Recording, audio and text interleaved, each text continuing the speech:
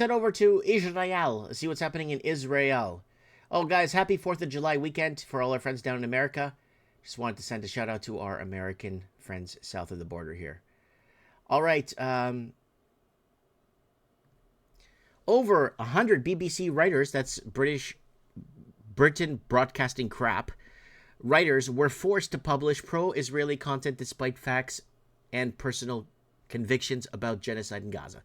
So there it is right there. In an unprecedented rebellion against the institutional censorship, over 100 BBC journalists have risked their careers to expose the deliberate suppression of Palestinian suffering and the relentless amplification of Israel's propaganda. Amplificación de la propaganda de Israel. I could do this in Spanish if I wanted to. A scorching internal letter co-signed by more than 230 media professionals, scholars, and actors accuses Britain's most influential broadcaster of abandoning journalistic integrity to serve political interests. The explosive document detailed, and here are the key points. And BBC employs 130, and the BBC is funded by taxpayers too, like in Canada. CBC, Canadians Broadcasting Crap, that's all funded by Canadian taxpayers, right? Whistleblowers, and BBC refusal to scrutinize UK arms sales. Palestinian deaths are systematically dehumanized, while Israel claims no matter how debunked are again, what does this remind you of? When they pull the trigger on a pandemic. Trust the science! Trust the science! Remember that? And Netanyahu's far-right cabinet pushes full annexation of the West Bank, citing existential threat for Palestinians. What did we tell you back in November 2023?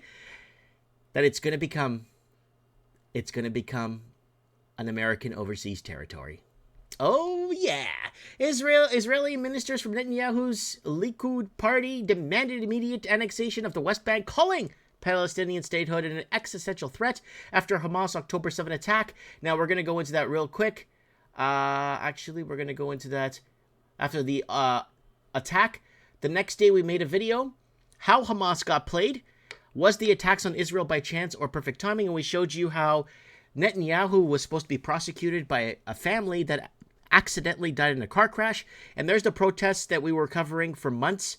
Not for months, 39 weeks straight of the protests right here. There's the protest there. Not my prime minister, Netanyahu out. And unfortunately, the video was taken down on X, and we were taken down for medical misinformation. This is 2 days, guys. This is us reporting 2 days before the attack. Not my prime minister, Bibi out. We don't want him. They don't want him. Nobody wants him. But unfortunately, 2 days after this, the attacks from Hamas, and that's why we told you how Hamas got played. And it was taken down on X, and we got a permanent ban. And another war, another trip, another ask. Netanyahu returns to Washington. With Gaza still burning and corruption charges mounting, Israel's prime minister arrives in D.C. looking for favors, not peace.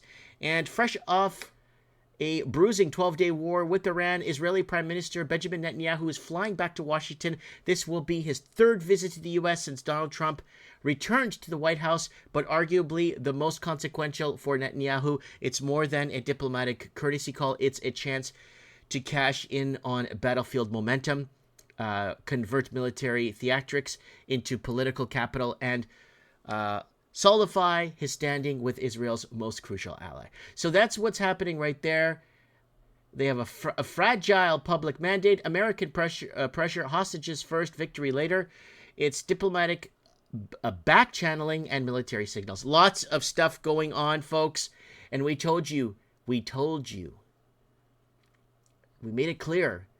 Hamas got played. You got played. All the protests all over the world, you got played. Whether you're pro-Israel, pro-Palestine, you all got played by criminals up top. These criminals divided you, your family, your co-workers, and everything around you. These people destroyed the fabric of humanity. It's right here.